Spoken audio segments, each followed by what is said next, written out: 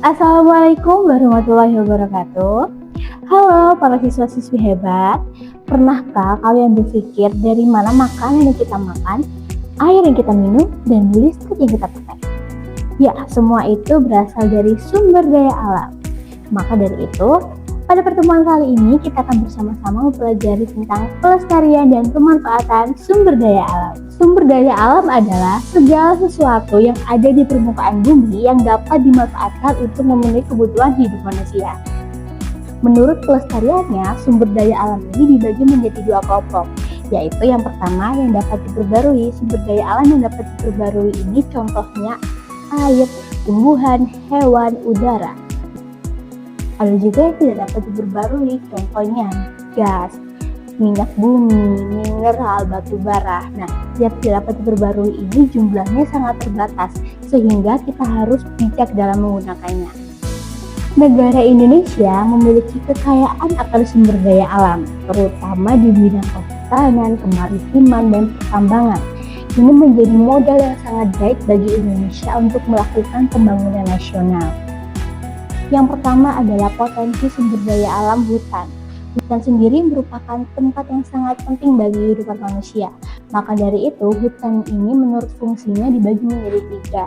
Yang pertama adalah hutan lindung, hutan yang berfungsi untuk melindungi keseimbangan lingkungan, yaitu diantaranya melindungi kita dari bencana banjir, erosi, dan tanah longsor. Lalu ada juga hutan produksi. Hutan produksi ini biasanya dimanfaatkan untuk menghasilkan kayu dan rotan.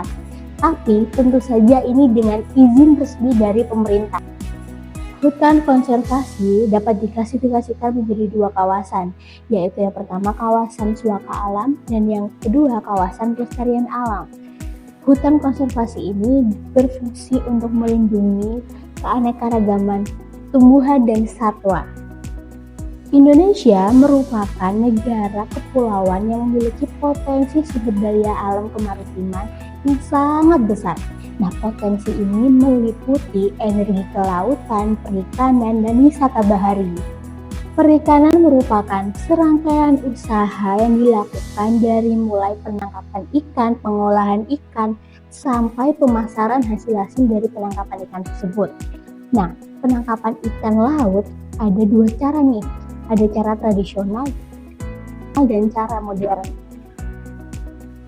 Nah, ada juga wisata bahari. Tidak diragukan lagi, keindahan laut dan pantai-pantai di Indonesia ini sangat luas dan sangat banyak. Nah, hal ini menjadi potensi wisata yang sangat besar. Contohnya saja kita dapat melakukan diving, snorkeling, sampai fotografi di bawah laut yang memperlihatkan keindahan bawah laut Indonesia yang sangat cantik dan indah. Nah, lalu yang ketiga ada potensi sumber daya alam pertambangan. Barang tambang merupakan sumber daya alam yang berasal dari perut bumi. Menurut Undang-Undang Nomor 11 Tahun 1967 tentang pertambangan di Indonesia diklasifikasikan menjadi 3 golongan, yaitu yang pertama bahan galian golongan A, ini terdiri dari gas bumi dan minyak bumi. Lalu yang kedua ada bahan galian golongan B yang terdiri dari emas, perak, dan tembaga. Lalu ada bahan galian golongan C yang terdiri dari pasir dan batu kapur. Setelah melalui berbagai macam tahap. Nah, tahapan yang pertama adalah prospeksi. Prospeksi merupakan kegiatan penyelidikan atau pencarian dari endapan bahan galian atau mineral berharga. Lalu tahapan yang kedua adalah tahapan eksplorasi. Eksplorasi sendiri adalah kegiatan untuk mengetahui ukuran, bentuk, rata-rata, dan jumlah cadangan dari bahan galian atau mineral berharga yang telah ditemukan.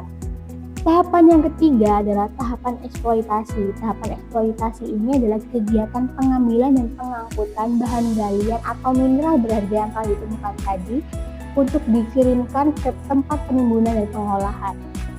Lalu, tahapan yang terakhir adalah tahapan pengolahan. Nah, di tahap pengolahan ini adalah tahapan untuk memurnikan ataupun meninggikan kadar dari mineral berharga yang telah ditemukan tersebut. Setiap negara memiliki sumber daya alam yang berbeda-beda. Perbedaan ini menjadi faktor yang mendorong terjadinya perdagangan internasional. Perdagangan internasional sendiri ada impor dan ekspor. Sumber daya alam sangat penting bagi kehidupan manusia. Maka dari itu, penting bagi kita untuk menggunakannya secara baik dan bijak agar kelestariannya dapat terjaga di generasi berikutnya. Terima kasih telah menyimak. Sampai jumpa di video pembelajaran selanjutnya. Wassalamualaikum warahmatullahi wabarakatuh.